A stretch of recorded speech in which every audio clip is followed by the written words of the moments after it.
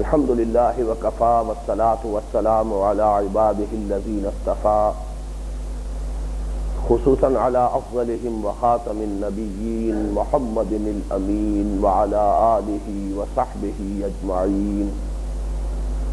أما بعد فقد قال الله تبارك وتعالى كما ورد في سورة العنكبوت: أعوذ بالله من الشيطان الرجيم بسم الله الرحمن الرحيم.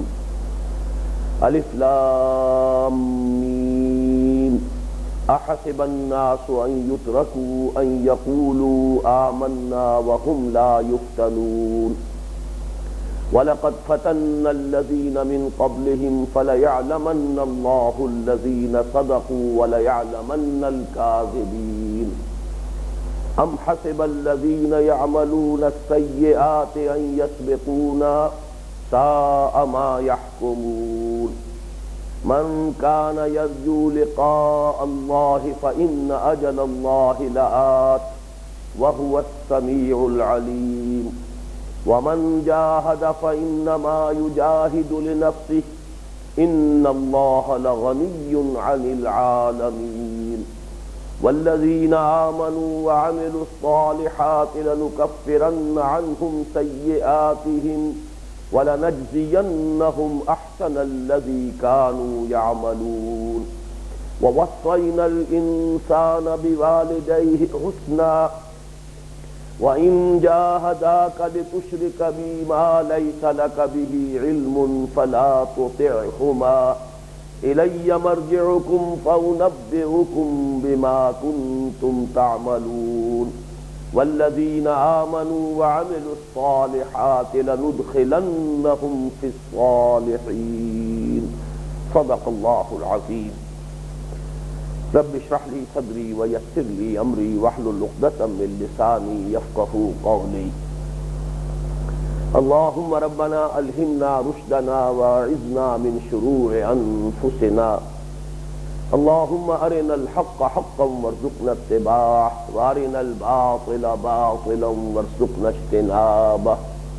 اللهم وفقنا لما تحب وترضى. اللهم ربنا اجعلنا من عبادك الذين آمنوا وعملوا الصالحات وتواصوا بالحق وتواصوا بالصبر.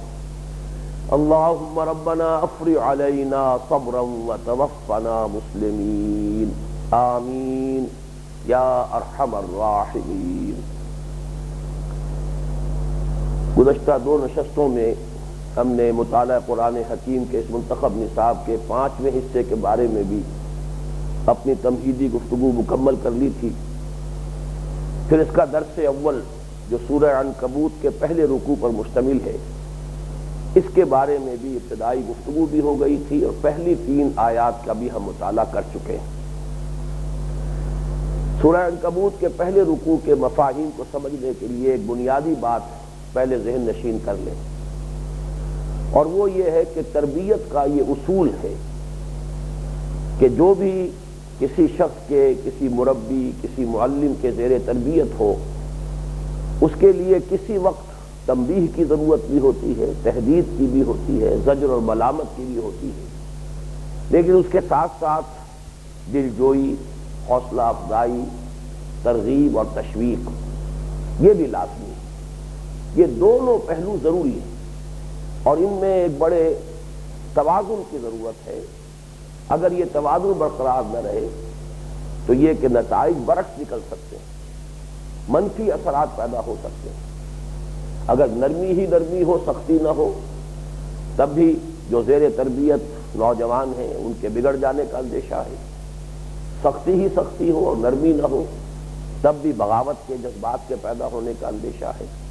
تو ضرورت اس بات کی ہوتی ہے کہ ایک طرف ترغیب و تشویق اور دلجوئی، حوصلہ افزائی یہ بھی موجود رہے اور مسلسل رہے، اور دوسری طرف تنبیہ و تحدید بھی ہو، ڈانٹ ڈپٹ بھی ہو، گرفت بھی ہو، ٹوکا اور ٹوکا بھی جائے، اور زجر و ملامت کی ضرورت ہو تو اس کا بھی حق ادا کیا جائے. چنانچہ احادیث نبویہ کا ایک مجموعہ ہے جس کا عنوان ہی ہے الترغیب والترہیب. وہ احادیث جمع کی گئی ہیں جو مختلف معاملات میں یا ترغیب کا پہلو ان میں ہے اور یا ترہیب. ترغیب رغبت سے بنا ہے، رغبت دلانا، کسی اچھے کام کی طرف شوق دلانا، رغبت دلانا، اور ترہیب رہب سے بنا ہے جس کے معنی خوف ہے، اسی سے رہبانیت کا لفظ بنا ہے۔ رہبان وہ ہوتے تھے کہ جن میں اللہ تعالیٰ کی خشیت اور خوف جو ہے اس کا غلبہ ہو جاتا۔ تو ان دونوں کے مابین ایک توازن کی ضرورت ہے۔ اس کی جو ابتدائی آیات ہیں، بلکہ تقریباً پورا رکوع جو ہے سورہ عنکبوت کا پہلا، اس میں آپ دیکھیں گے کہ آلٹرنیٹلی ترغیب و تشویق یا تنبیہ و تحذیر اس کے مضامین آ رہے ہیں، بڑے توازن کے ساتھ آ رہے ہیں۔ ہم نے پہلی آیت کا مطالعہ کر لیا تھا، وہ آیت مبارکہ حروف مقطعات پر مشتمل ہے، اگرچہ اس کے بارے میں تفصیل سے گفتگو ہمارے اس منتخب نصاب کے دائرے سے خارج ہے، تاہم کچھ بنیادی معلوماتی باتیں میں گزشتہ نشست میں آپ کے گوش گزار کر چکا ہوں۔ اس کے بعد کی دو آیات آپ نے نوٹ کیا ہوگا کہ ان میں ترہیب کا انداز تھا، انذار کا، ترہیب کا، زجر کا، ملامت کا۔ یہی وجہ ہے کہ اس کے آغاز ہی میں بڑا مغایرت کا انداز ہے، اس لیے کہ محب اور محبوب کے مابین جو تعلق ہوتا ہے، اگر محبوب کی طرف سے التفات نہ ہو، براہ راست خطاب نہ ہو، تو یہی در حقیقت اس کی ناراضگی کا سب سے بڑا اظہار ہے۔ اللہ تعالی محبوب ہے، اہل ایمان محب ہے، محبت کرنے والے ہیں، ان کی شان ہی قرآن مجید میں یہ بیان ہوئی ہے، والذین آمنوا اشد حبا للہ۔ اہل ایمان کی تو کیفیت یہ ہوتی ہے کہ وہ شدید ترین محبت کرتے ہیں اللہ کی ذات سے۔ اب اللہ تعالیٰ ہی ان کا تذکرہ کر رہا اور صیغہ غائب میں کر رہا۔ احسب الناس ان یترکوا ان یقولوا آمنا وهم لا یفتنون ولقد فتنا الذین من قبلهم فلیعلمن اللہ الذین صدقوا ولیعلمن الکاذبین۔ کیا لوگوں نے یہ گمان کیا تھا کہ چھوٹ جائیں گے صرف یہ کہنے سے کہ ہم ایمان لے آئے، اور ان کو آزمایا نہ جائے گا، پرکھا نہ جائے گا، ان کو ٹھوک بجا کر دیکھا نہ جائے گا؟ جبکہ ہمارا تو یہ مستقل قاعدہ رہا ہے، ہمارا یہ قانون رہا ہے، ہماری یہ مستقل سنت رہی ہے کہ جو ان سے پہلے آئے اس کوچے میں، اس میدان میں، اس وادی میں، جنہوں نے بھی قدم رکھا، جنہوں نے بھی کہا آمنا باللہ، ہم نے ان کا امتحان لیا، انہیں آزمایا۔ وَلَقَدْ فَتَنَّا الَّذِينَ مِن قَبْلِهِمْ فَلَيَعْلَمَنَّ اللَّهُ الَّذِينَ صَدَقُوا وَلَيَعْلَمَنَّ الْكَاذِبِينَ۔ تو اللہ تو لازماً جان کر رہے گا، ظاہری اعتبار سے، یعنی ظاہر کر دے گا، مبرہن کر دے گا، علم نشرح کر دے گا ان لوگوں کو بھی کہ جو سچے ہیں اپنے دعوے ایمان میں، اور ان کو بھی کہ جو جھوٹ موٹ کے مدعی ایمان بن گئے۔ ان آیات کے ضمن میں ایک بات تو میں نے واضح کر دی کہ ان میں زجر اور ملامت کا انداز ہے، مغایرت کا انداز ہے۔ دوسرے یہ نوٹ کیجئے کہ در حقیقت قرآن مجید کی روح سے انسان کی حیات دنیاوی کا بنیادی فلسفہ ہی ابتلاء اور امتحان ہے۔ خلق الموت والحیات لیبلوکم ایکم احسن عملا۔ حیات زندگی تو ایک بہت طویل سفر ہے، تو اسے پیمانہ امروز و فردا سے نہ ناپ، جاویداں پیہم دواں ہر دم جواں ہے زندگی۔ اس میں موت کا ایک وقفہ ڈال کر یہ جو تھوڑا سا حصہ علیحدہ کر لیا گیا ہے، جسے ہم حیات دنیاوی کہتے ہیں، اس کی اصل غرض و غایت کیا ہے؟ ابتلاء۔ لیبلوکم، بلا یبلو آزمانا، لیبلوکم ایکم احسن عملا۔ انا خلقنا الانسان من نطفۃ امشاج نبتلیہ فجعلناہ سمیعا بصیرا۔ ہم نے انسان کی تخلیق کی ہے ملے جلے نطفے سے، مخلوط نطفے سے، تاکہ اسے جانچیں، پرکھیں، آزمائیں، بس ہم نے اسے سمیع اور بصیر بنایا۔ تو اصل تو جو ہے امتحان در حقیقت پوری زندگی جو ہے اس میں امتحان ہے، ہر دم امتحان سے انسان دوچار ہے۔ لیکن ان امتحانات کو دو حصوں میں تقسیم کیا جا سکتا ہے۔ پہلا امتحان، یہ مضمون وہ ہے جو میری ایک تحریر ہے حج اور عید الاضحیٰ کا فلسفہ اور ان کی اصل روح کے عنوان سے، اس میں میں نے یہ مضمون تفصیل سے بیان کیا ہے کہ ایک امتحان، پہلا امتحان ہے انسان کی عقل اور فطرت کا امتحان۔ وہ غیب میں رہتے ہوئے ہمیں پہچانتا ہے یا نہیں؟ یہی وجہ ہے کہ سورہ بقرہ کی پہلی آیت میں واضح کر دیا گیا ابتدا ہی میں، الذین یؤمنون بالغیب، خالق نے اپنے آپ کو چھپا لیا ہے، وہ پردہ غیب میں ہے، یا یوں کہیے پردہ غیب ہمارے اور اس کے مابین حائل ہے۔ ہم غیب میں ہیں یا وہ غیب میں ہے؟ بہرحال صوفیہ کا کہنا اور فلاسفہ کا کہنا تو یہ ہے کہ ہم غیب میں ہیں، کہ او پیدا تو زیر نقابی، وہ تو بالکل ظاہر و باہر ہے، اصل میں تو اے انسان تو ہے کہ جو نقاب میں آیا ہے، حجاب میں آیا ہے۔ اسی حوالے سے شیخ علی بن عثمان حجویری رحمۃ اللہ علیہ کی جو کتاب ہے کشف المحجوب، محجوب ہم ہیں اور ہمیں ضرورت ہے اس بات کی کہ پردہ اٹھائیں اور اللہ تعالیٰ کا دیدار کریں۔ بہرحال یہاں یہ کہا جا رہا ہے کہ پہلا امتحان جو ہے وہ یہ ہے کہ آیا غیب میں رہتے ہوئے انسان اپنے عقل اور دل کی نگاہ سے اللہ کو دیکھتا ہے یا نہیں دیکھتا؟ آیا اسی دنیا میں الجھ کر رہ جاتا ہے بقول اقبال کہ گاہ میری نگاہ تیز چیر گئی دل وجود، گاہ الجھ کے رہ گئی میرے توہمات میں۔ دنیا و ما فیہا ہی میں انسان جو ہے الجھ کر اور گم ہو کر رہ جاتا ہے۔ کافر کی یہ پہچان کہ آفاق میں گم ہے اور مومن کی یہ پہچان کہ گم اس میں ہے آفاق۔ یہاں رہتے ہوئے بھی دل نہیں لگاتا اس دنیا سے، بلکہ دل لگاتا ہے اللہ سے خالص۔ یہ پہلا امتحان۔ جس نے کہا ان الذین قالوا ربنا اللہ، یہ گویا کہ پہلے امتحان میں کامیاب ہو گئے، انہوں نے پہچان لیا اپنے اصل خالق کو، اصل رب کو، اصل مالک کو۔ اب دوسرا امتحان شروع ہوتا ہے، اس کے لیے جامع عنوان ہے ہمارے اسی منتخب نصاب کے حصہ اول کا آخری جو سبق ہے سورہ حامیم السجدہ کی آیات پر مشتمل ہے، اس میں دوسرا لفظ کیا آیا؟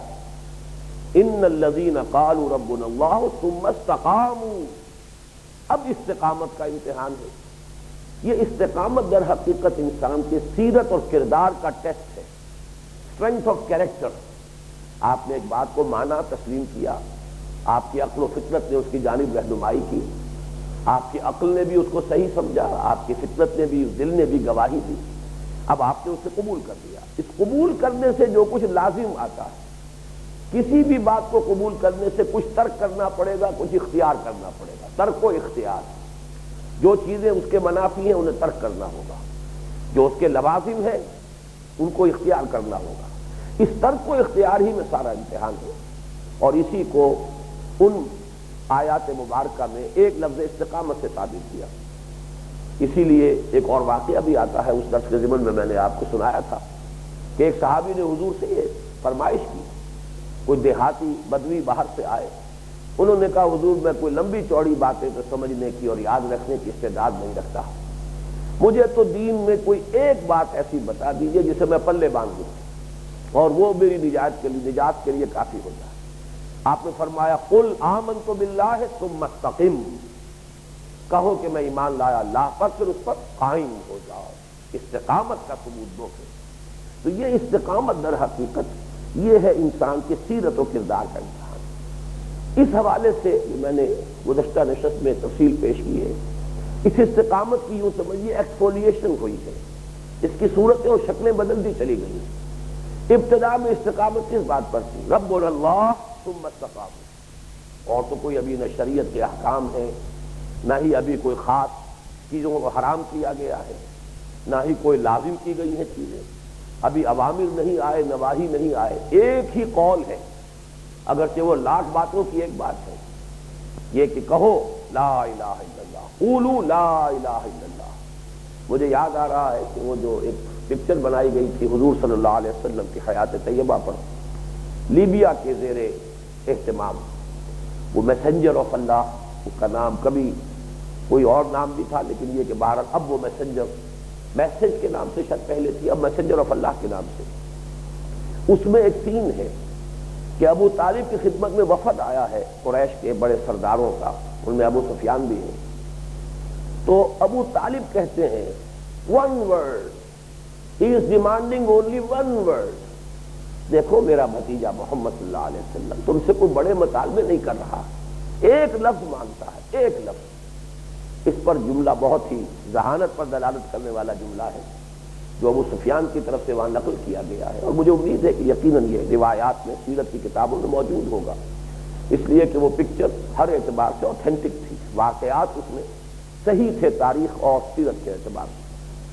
تو وہ جواب یہ دلوایا گیا، the one word that he demands demolishes all the gods, we are ready to give him 1000 words۔ ایک لفظ کی کیا بات ہے، آپ کا بھتیجا ہم سے 1000 لفظ مانگے ہم دیں گے، لیکن جو لفظ وہ مانگ رہا ہے وہ تو ہمارے سارے معبودوں کی نفی کر دیتا ہے۔ تو یہ ہے اصل میں وہ ون ورڈ، قولوا لا الہ الا اللہ۔ ساری استقامت جو ہے اس پر تھی۔ اسی کے ضمن میں وہ واقعہ بھی ذہن میں لے آئیے کہ جب امیہ ابن خلف، جس کے غلام تھے حضرت بلال رضی اللہ تعالیٰ عنہ، شدید ترین ایذائیں دے رہا تھا، مار رہا تھا، کوڑے لگا رہا تھا۔ پھر یہ کہ وہ منظر بھی سامنے لائیے کہ ان کے گردن میں ایک رسی ڈال کر اور لوگوں سے کہا گیا ہے وہ انہیں گھسیٹ رہے ہیں جیسے کہ جانور کی لاشوں کو گھسیٹا جاتا ہے۔ پھر یہ کہ لا کر دھوپ میں لٹا کر، چت لٹا کر، توے کی طرح جلنے والی زمین اور اس پر چت لیٹے ہیں حضرت بلال۔ اور آپ کو معلوم ہے سیاہ فام رنگ ہے، تو اس میں جو گرمی ہے سورج کی کس درجے شدت کے ساتھ وہ سرایت کرتی ہے، اور اوپر ایک بھاری سل رکھتی گئی ہے سیدھے کے اوپر کے سانس بمشکل لے رہے ہیں، لیکن ایک لفظ نکل رہا ہے بار بار، احد احد احد احد، ایک بس ایک۔ یہ ایک لفظ تھا جو مانگا گیا، احد احد، اور اسی پر استقامت تھی، لیکن اس استقامت میں جان کی بازی کھیلنی پڑ رہی۔ بہرحال امتحانات بعد میں بدلتے گئے، کیونکہ پھر مدنی دور میں امتحان آیا ہے وہ ذرا مختلف تھا۔ اسی لیے میں نے عرض کیا تھا کہ مکی دور میں صبر یک طرفہ تھا، اس لیے کہ وہ جو کفار قریش تھے انہیں کوئی صبر کرنا نہیں پڑ رہا تھا۔ ان کی تو حیثیت تھی، وہ وہاں کے مالک تھے، مالکان دیش جنہیں کہتے ہیں، مکے کے سردار ہیں، ان کا اختیار ہے، حکومت ان کی ہے، جو چاہے کر گزرے۔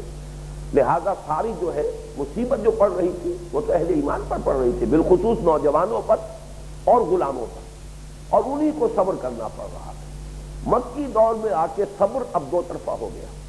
اللہ نے اہل ایمان کو چونکہ ایک بیس عطا کر دیا، ایک مرکز مل گیا ہے، ایک مورچہ ہے جو مدینے میں اب ان کا تیار ہو گیا ہے، وہاں سے وہ اب ایڈوانس کر رہے ہیں، چیلنج کر رہے ہیں۔ تو اب گویا کہ مکے والے آن دی ڈیفینسو ہیں، اب انہیں اپنا تحفظ کرنا پڑ رہا ہے، انہیں بھی اب جان کی بازی لگانی پڑ رہی ہے۔ تو اب گویا کہ دو طرفہ صبر ہے، اب صبر کا مقابلہ صبر سے ہو رہا ہے۔ اسی لیے سورہ آل عمران میں وہ مصابرت کا لفظ آ گیا، یا ایھا الذین آمنوا اصبروا وصابروا ورابطوا۔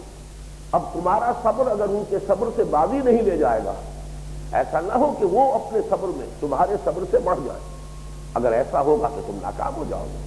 اب تو تمہیں صبر کا مقابلہ صبر سے کرنا ہے۔ چنانچہ ایک مقام پر سورہ نساء میں یہ الفاظ بھی آئے ہیں، اگر تمہیں آج کیونکہ سورہ غزوہ احزاب میں مسلمانوں کو جو بھی شکست پہنچی تھی غزوہ احد میں، اس کا شدید رنج اور صدمہ تھا مسلمانوں کو۔ اس پر کہا گیا ہے کہ اگر تمہیں کوئی زخم لگا ہے تو تمہارے دشمنوں کو بھی تو زخم لگ چکے ہیں، اگر تمہیں اللہ کی راہ میں تکلیفیں اٹھانی پڑ رہی ہیں تو تمہارے یہ دشمن بھی تو تکلیفیں اٹھا رہے ہیں۔ مکے سے چل کر آئے ہیں احد کے میدان میں مدینے پر حملہ آور ہونے کے لیے، آخر انہوں نے مشقتیں جھیلی کہ نہیں جھیلی؟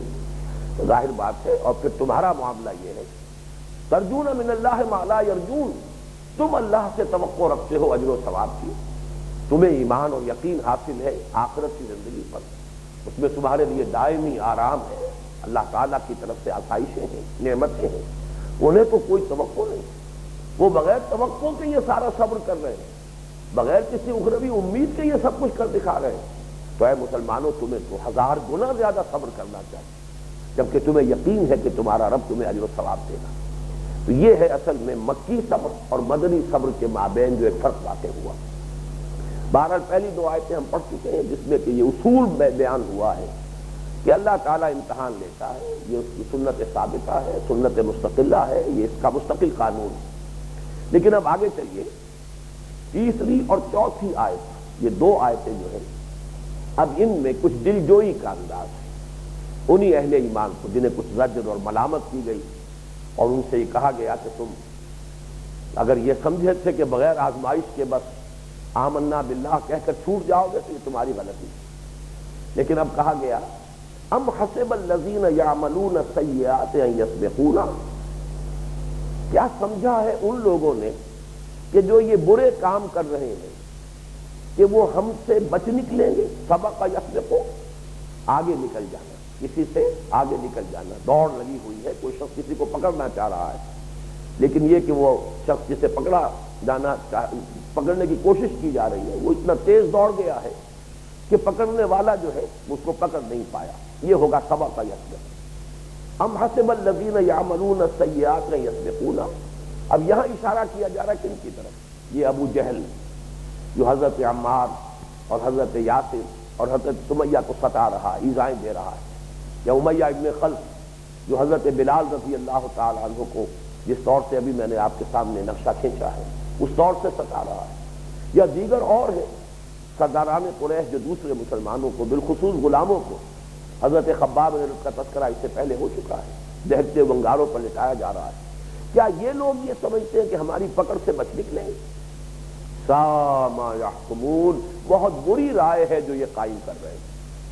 اب یہاں اگرچہ روئے سکون تو ان کی طرف ہے، لیکن دیکھیے خطاب کس سے ہو رہا ہے؟ مسلمانوں سے۔ اے مسلمانوں، تم یہ نہ سمجھنا کہ یہ بچ نکلیں گے، ان پر تو جب ہماری گرفت آئے گی بھرپور تو یہ کہیں بچ کر نکلنے والے نہیں ہیں، کہیں جائے پناہ ان کو نہیں ملے گی، کوئی ان کو چھڑانے والا نہیں ہوگا۔ ابھی ہماری حکمت ہے، ہم تمہاری آزمائش ان کے ذریعے کر رہے ہیں، آزما تو ہم رہے ہیں، ٹھوک بجا کر تو ہمیں دیکھنا ہے تمہیں، دودھ کا دودھ اور پانی کا پانی جدا کرنا یہ ہماری حکمت کا تقاضا ہے، پھر تمہاری تربیت اسی میں ہے تاکہ تم پختہ ہو جاؤ۔ اگر کہیں بالفرض کوئی کھوٹ ہے، کوئی آلائش ہے تو ان بھٹیوں میں سے گزر کر وہ دور ہو جائے، صاف ہو جائے، تم کندن بن کر نکلو، زر خالص بن کر نکلو۔ یہ ہماری حکمت ہے، یہ ہم نے ان کو چھوٹ دے رکھی ہے کہ وہ تمہیں آزما لیں، ستا لیں، لیکن بہرحال بچ وہ بھی نہیں سکیں گے۔ جب وقت آئے گا ان کی پکڑ کا تو بھرپور، ان بطش ربک لشدید انہ هو یبدئ ویعید، اللہ تیرے رب کی پکڑ بڑی سخت ہے۔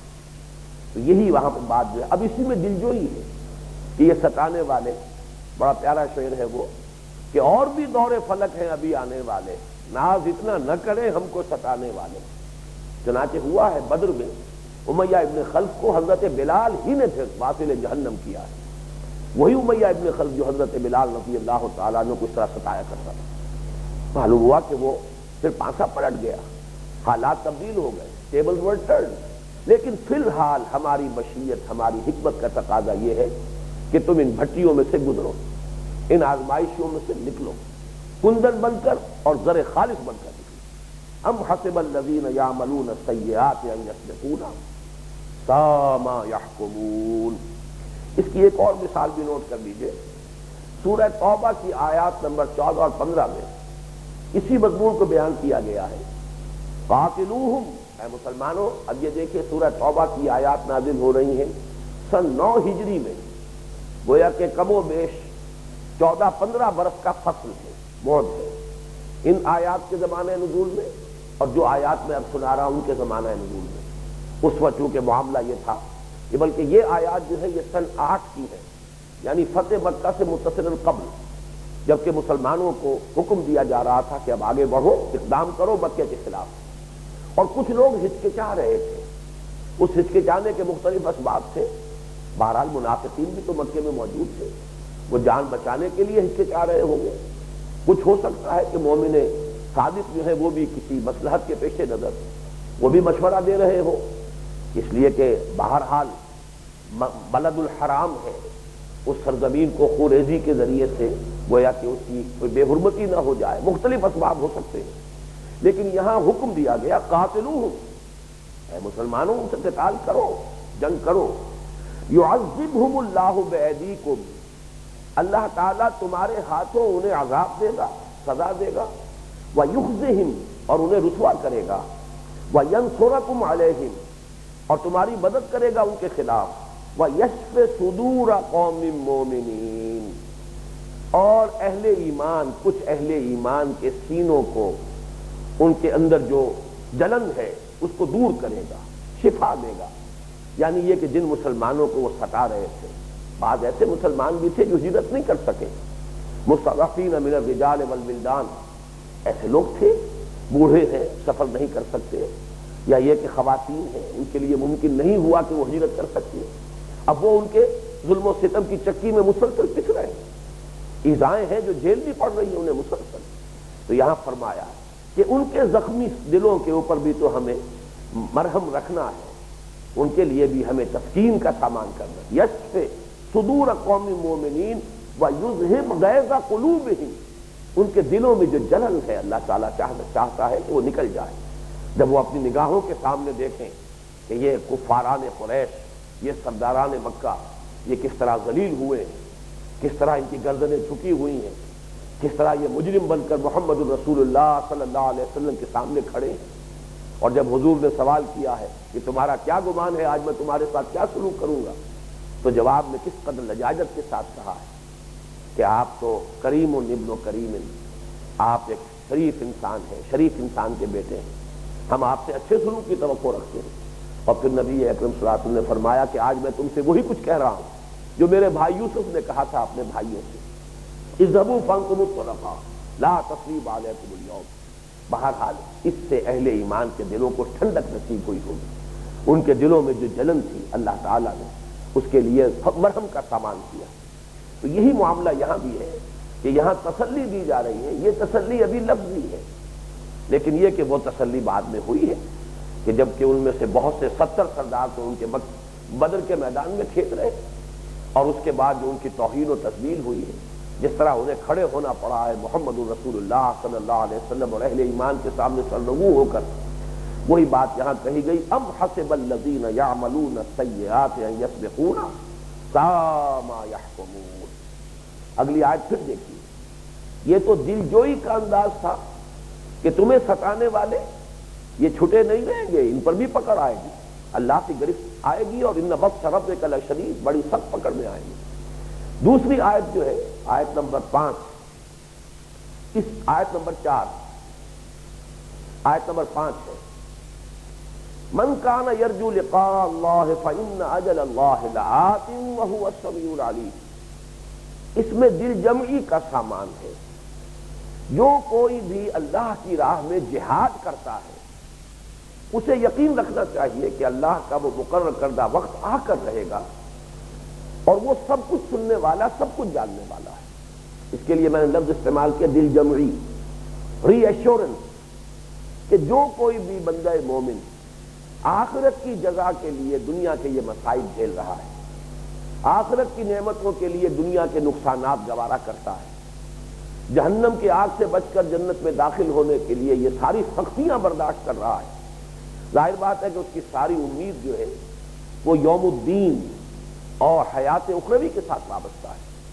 اب ہو سکتا ہے کہ کبھی شیطان جو ہے وسوسہ اندازی کرے، وسوسے کا اختیار تو شیطان کو حاصل ہے، اگرچہ ان عبادی لیس لک علیہم سلطان، اللہ تعالیٰ نے شیطان لعین کو کسی انسان پر اختیار نہیں دیا ہے، وہ زبردستی کسی انسان کو غلط راستے کی طرف نہیں لے جا سکتا، اختیار حاصل نہیں ہے، اختیار تو خود انسان کو دیا ہے، اما شاکرا و اما کفورا، چاہے تو شکر گزار بن کر زندگی گزارے، چاہے ناشکرا بن کر زندگی گزارے، لیکن شیطان کو وسوسہ اندازی کا اختیار دیا ہے، الذی یوسوس فی صدور الناس۔ تو اب ظاہر بات ہے کہ کسی کے دل میں وسوسہ پیدا ہو سکتا ہے کہ پتہ نہیں ہے آخرت آئے گی بھی کہ نہیں، ہم ادھار کا سودا کر رہے ہیں، تن من دھن لگا رہے ہیں، سب کچھ اپنی زندگی کو داؤ پر لگا دیا ہے، اور اپنی جان جو ہے اس کی بازی ہم لگا رہے ہیں، پتہ نہیں کہیں آخرت آئے گی بھی کہ نہیں۔ یہ جو ایک وسوسہ دغدغہ پیدا ہو سکتا ہے دل میں کسی وسوسہ شیطانی کی وجہ سے، اس پر یہاں ری ایشورنس، دل جمی کا سامان کیا جا رہا ہے کہ فرمایا وَمَنْ كَانَ يَرْجُو لِقَاءَ اللَّهِ، جو کوئی بھی، اب اس میں خاص ایک لطیف نکتہ بھی ہے، اللہ سے ملاقات کا امیدوار ہونا، یہ رجا جو ہے، امید کہ بندہ مومن جو کچھ جھیلتا ہے، برداشت کرتا ہے، قربانیاں دیتا ہے، مشقت جو ہے دنیا میں کرتا ہے، جہاد کرتا ہے، یہاں تک کہ جان کی بازی کھیل جاتا ہے، تو آخرت کی امید ہے، تو یہ امید موہوم نہیں ہے، اطمینان رکھو، وہ دن آ کر رہے گا۔ من کان یرجو لقاء اللہ، جو کوئی بھی امیدوار ہے اللہ سے ملاقات کا، فإن أجل اللہ لآت، تو وہ مطمئن رہے، اللہ کا مقرر کیا ہوا وقت لآت، لازماً آنے والا ہے، وہو السمیع العلیم، اور وہ سب کچھ سننے والا، سب کچھ جاننے والا ہے۔ بڑا پیارا انداز ہے یہاں پر، ایک مصرع ہے کہ مر گئے ہم انہیں خبر نہ ہوئی۔ فرض کیجئے کہ کوئی شخص جو ہے کسی کے لیے کوئی دکھ جھیل رہا ہے، مصیبتیں برداشت کر رہا ہے، قربانیاں دے رہا ہے، اور اسے معلوم ہی نہ ہو، یہ معاملہ کم سے کم اللہ کے ساتھ نہیں، وہ تو ہر آن دیکھ رہا ہے۔ اے بلال، جو کچھ تم پر بیت رہی ہے ہم دیکھ رہے ہیں۔ وہ جو آیت میں نے پچھلی نشست میں بھی کوٹ کی تھی، فَإِنَّكَ بِأَعْيُنِنَا، حضور سے کہا گیا، آپ صبر کیجئے، فَإِنَّكَ بِأَعْيُنِنَا، آپ ہماری نگاہوں میں ہیں، ہم دیکھ رہے ہیں، جو کچھ آپ کے بارے میں کہا جا رہا ہے ہم سن رہے ہیں۔ تو فرمایا انہو وہو السمیع العلیم، وہ سب کچھ سننے والا ہے۔ کسی نے مجنون کہا ہے آپ کو تو اے محمد ہم ناواقف تو نہیں، ہمارے علم میں آ گیا کہ آپ کو یہ لفظ بھی سننا پڑا ہے۔ کسی نے ساحر کہہ دیا آپ کو تو ایسا نہیں ہے کہ یہ ہمارے علم میں نہ ہو، ہمیں معلوم ہے، ہم نے سنا ہے کہ آپ کو ساحر، شاعر، یہاں تک کہ کذاب تک کہہ دیا گیا۔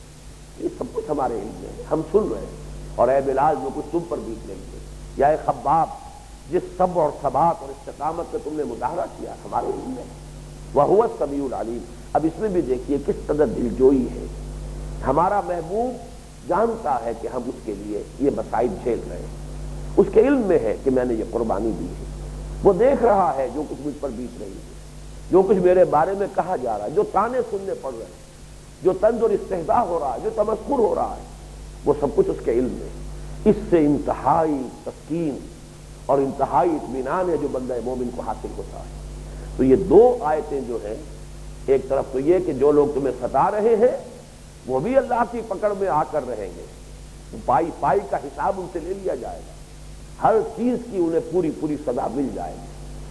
ام حسب الذین یعملون السیئات ان یسبقونا ساء ما یحکمون۔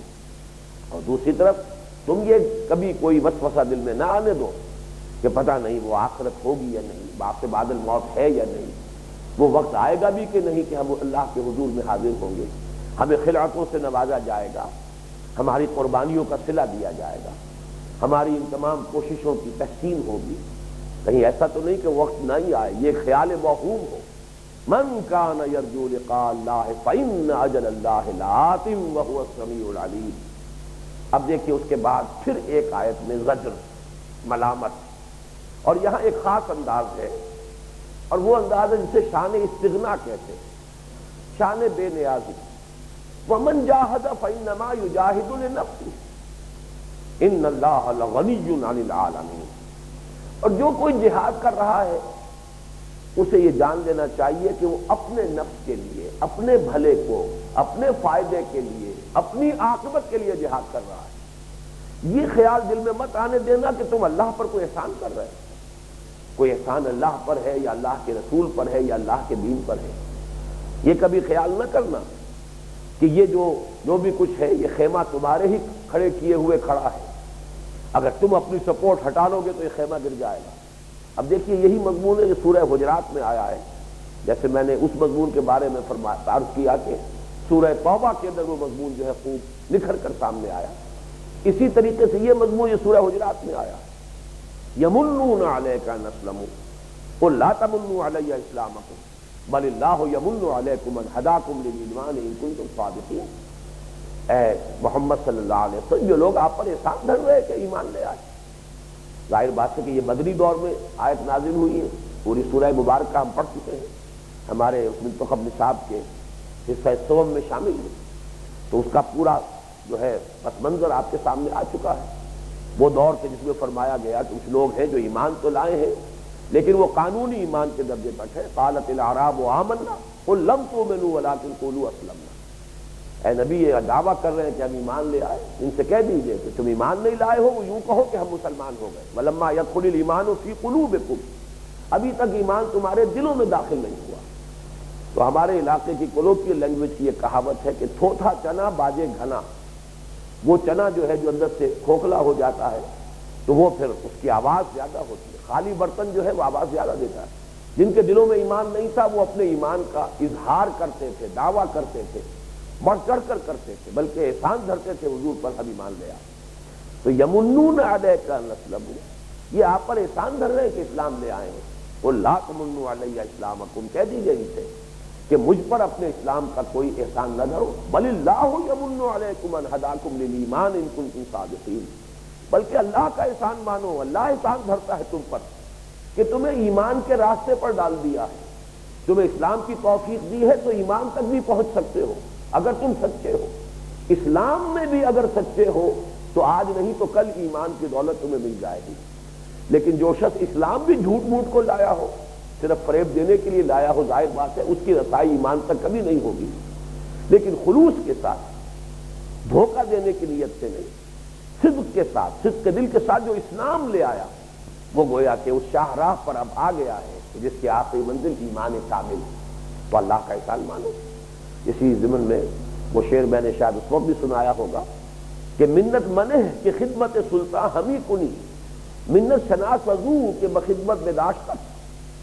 تم یہ اپنا احسان نہ سمجھو کہ بادشاہ کی خدمت کر رہے ہو، بادشاہ پر کوئی احسان کر رہے ہو۔ منت منہ کہ خدمت سلطان ہمی کنی کہ بادشاہ کی خدمت کر رہے ہو، منت شناس وضو کہ بخدمت میں داشت تک، اس کا احسان سمجھو اور مانو کہ اس نے تمہیں اپنی خدمت کا موقع دیا، تو یہ تو اللہ کا احسان ہے۔ بل اللہ یمن علیکم ان ہداکم للایمان۔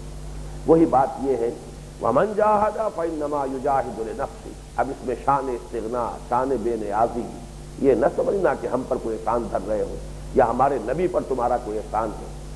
جو کوئی جہاد کر رہا ہو، یہاں نوٹ کیجئے لفظ جہاد کو، یہ جہاد کس معنی میں ہے؟ ابھی وہ قتال کا درجہ تو کہیں آیا ہی نہیں، وہ تو یوں سمجھیے کہ کم و بیش 8 برس بعد آئے گا۔ اگر یہ سن 5 یا سن 6 نبوی میں یہ سورہ مبارکہ نازل ہو رہی ہے تو ابھی تو یوں سمجھیے کہ 7 سال تو ابھی مکی دور کے بقایا ہے، 1.5 سال پونے 2 سال اور جو مدنی دور کو شامل کیجیے تب قتال ہوگا، لیکن جہاد تو ہو رہا ہے۔ تو جہاد کا جو وسیع مفہوم ہے، جو براڈ بیس ہے جہاد کا، اس کو اس آیت کے حوالے سے ذہن نشین کر دیجیے۔ بالاتفاق مکی صورت ہے، کسی شک و شبے کی گنجائش ہی نہیں کہ یہ آیات مدنی ہے۔ پھر یہ سورہ مبارکہ تو ختم بھی ہو رہی ہے ایک ایسی آیت پر جس میں یہی لفظ جہاد آیا ہے، والذین جاہدوا فینا لنہدینہم سبلنا۔ جو لوگ ہمارے لیے جہاد کریں گے، ہماری راہ میں جاں فشانی سرفروشی سے کام لیں گے، محنتیں کریں گے، قربانیاں دیں گے، ہم لازماً ان کے لیے اپنے راستے کھولتے چلے جائیں گے، ان کی رہنمائی فرماتے چلے جائیں گے اپنی راہوں کی طرف۔ والذین جاہدوا فینا لنہدینہم سبلنا۔ تو یہ جہاد جو ہے مکی دور کا، وہ جہاد کیا ہے؟ دعوت اور استقامت۔ وہی سورہ حامی میں سجدہ کی آیات جو ہے 30 تا 36 جو ہمارے منتخب نصاب میں اس اول کا آخری درس ہے۔ ان الذین قالوا ربنا اللہ ثم استقاموا، نمبر 1، ومن احسن قولا ممن دعا الی اللہ وعمل صالحا وقال اننی من المسلمین، یہ نمبر 2۔ یہ چیزیں ہیں کہ جو در حقیقت یہ ہے کہ جو جہاد ہے، دعوت بھی ہے اور خود استقامت ہے، پائے ثبات میں کوئی لغزش نہ آئے، کوئی تزلزل نہ ہو، ہمت کمر ہمت کسی رہے، کھڑا رہے انسان، چاہے جوابی کارروائی کی اجازت نہیں لیکن کھڑے رہنا، ثابت قدم رہنا، پیچھے نہ ہٹنا، یہ بہت بڑا جہاد ہے۔ تو فرمایا ومن جاہد فانما یجاہد لنفسہ ان اللہ لغنی عن العالمین۔ اب پھر دیکھیے، میں نے عرض کیا تھا آلٹرنیٹلی یہ مضامین آ رہے ہیں، ترغیب کا انداز، تشویق کا انداز، دلجوئی کا انداز، دلجمی کا انداز، ری ایشورنس کا انداز، اطمینان دلانے کا انداز، حوصلہ افزائی کا انداز، اور دوسری طرف زجر، ملامت، تنبیہ، تحدید، ڈانٹ ڈپٹ، دونوں برابر برابر چلے آ رہے ہیں۔ ابھی یہاں یہ شان استغنا کے ساتھ اگر تم کچھ کر رہے ہو تو اپنے لیے کر رہے ہیں۔ یہاں ذرا سا اس پر بھی توجہ کر لیجئے کہ فإنما یجاہد لنفسہ، گویا کہ خود غرضی جو ہے جس کو ہم کہتے ہیں، یہ تو ہر جگہ ہے، خود غرضی کا میدان صرف بدل گیا ہے۔ ایک طالب دنیا ہے، اس کی خود غرضی کچھ اور ہے، وہ دنیا میں دولت یا شہرت یا وجاہت یا اقتدار کے لیے بھاگ دوڑ کر رہا ہے۔ مومن بھی خود غرض ہے لیکن اس کی غرض آخرت سے وابستہ، وہ وہاں اپنی نجات کا طلبگار ہے، اور اس نجات کے بارے میں جان لیجیے 2 جگہ قرآن مجید میں نقشہ کھینچا گیا ہے کہ اس وقت حالت یہ ہو جائے گی، نفسی نفسی کا یہ عالم ہوگا کہ انسان چاہے گا کہ چاہے میرے بیٹوں کو، میری اولاد کو، میری بیوی کو، میرے والدین کو، میرے گھر والوں کو، خاندان کو، قوم کو، پوری نوع انسانی کو جہنم میں جھونک دیا جائے، مجھے بچا لیا جائے، ثم ینجی، کسی طرح مجھے نجات مل جائے۔ تو خود غرضی تو ہے، لیکن خود غرضی وہ حال ہی کا مجھے یا مصرع یاد آ رہا ہے، شعر یاد آ رہا ہے کہ اے دل بشر وہ کون ہے جو خود ستا نہیں، پر خود ستائیوں کے ہیں عنوان جدا جدا۔ اسی طرح وہ انسان کون ہوگا جو خود غرض نہیں، لیکن خود غرضی کے میدان جدا ہے۔ ایک خود غرضی ہو رہی ہے صرف دنیا کے لیے، دنیا کی دولت، دنیا کی آسائشیں، دنیا میں وجاہت، دنیا میں اقتدار، دنیا میں جائیداد، جو بھی ہے ان تمام چیزوں کو جمع کرتے چلے جائیے، ایک اس کی غرض ہے، اور ایک یہ کہ آخرت سے اپنی نجات، اسی میں اپنے آل اولاد کی نجات، اپنے اہل خانہ کی نجات، جن سے بھی محبت ہے ان کے لیے بھی نجات، یہ سب کے سب، لیکن یہ بھی تو اپنی ذاتی غرض کی وجہ سے، کہ آپ کو ان سے محبت ہے، آپ چاہتے ہیں کہ آپ کے اہل و عیال بھی آپ کے ساتھ فروح و ریحان و جنت و نعیم اس میں داخل ہو۔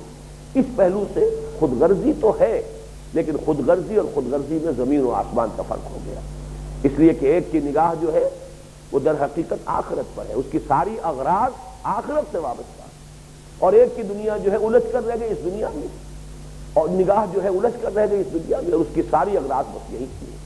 تو فرق صرف میدان کا ہے۔ وَمَنْ جَاهَدَ فَإِنَّمَا يُجَاهِدُ لِنَفْسِهِ، جو کوئی بھی جہاد کرے، بہت اہم ہے یہ، جن لوگوں کو بھی اللہ توفیق دے دے، کسی بھی دینی خدمت میں شریک ہو، کسی دینی کام میں لگے ہوئے ہو، کسی ایسی جماعت میں شامل ہو جو دین کی دعوت یا اقامت کی جد و جہد کر رہی ہو، اس میں جو شخص کام کر رہا ہے اسے یہ نہیں دیکھنا چاہیے کہ میں اتنا کام کیوں کروں، دوسرے تو نہیں کر رہے، سوال یہ کہ تم اپنے لیے کر رہے۔ فَإِنَّمَا عَلَيْهِ مَا حُمِّلَ وَعَلَيْكُمْ مَا حُمِّلْتُمْ، جو ان کے اوپر ذمہ داری ہے اس کی جواب دہی وہ خود اللہ کے حق کریں گے، جو تم پر ذمہ داری، تم اپنا سب کچھ نکال کر نہیں رکھ دو گے تو تم ناکام ہو گے۔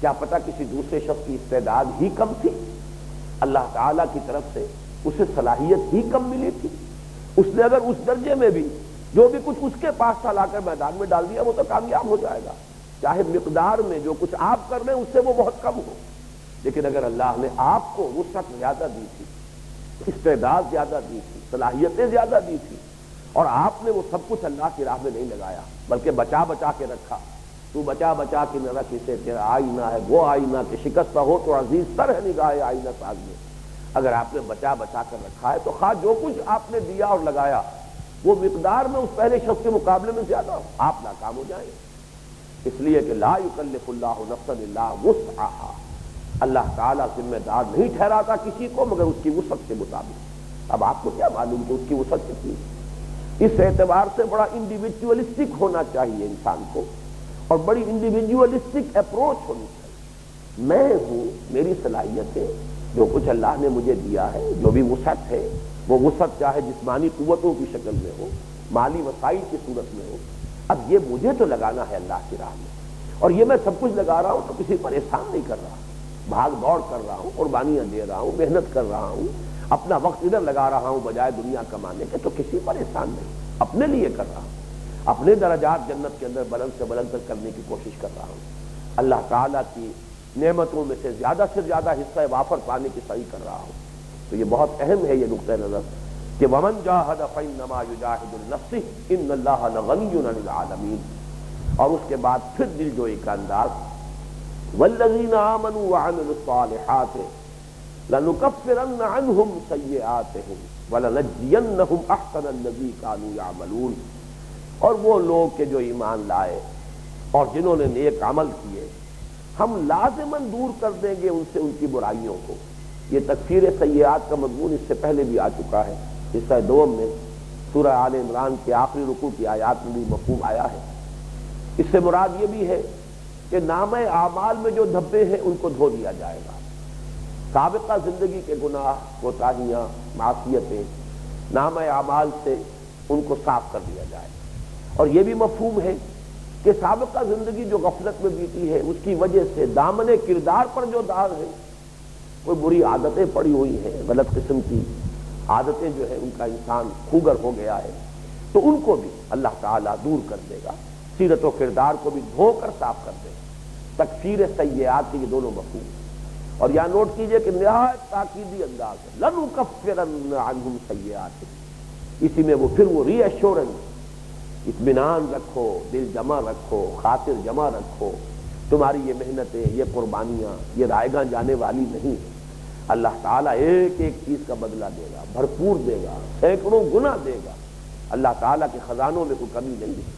لَنُكَفِّرَنَّ عَنْهُمْ سَيِّئَاتِهِمْ، لازماً دور کر دیں گے ان سے ان کی برائیوں کو، وَلَنَجْزِيَنَّهُمْ أَحْسَنَ الَّذِي كَانُوا يَعْمَلُونَ، اور لازماً بدلہ دیں گے انہیں بہت ہی بہتر احسن ان کے کاموں کا جو وہ کرتے رہے، ان کے کاموں کا جو درجہ تھا اس سے بھی کہیں بڑھ کر ہم نوازیں گے۔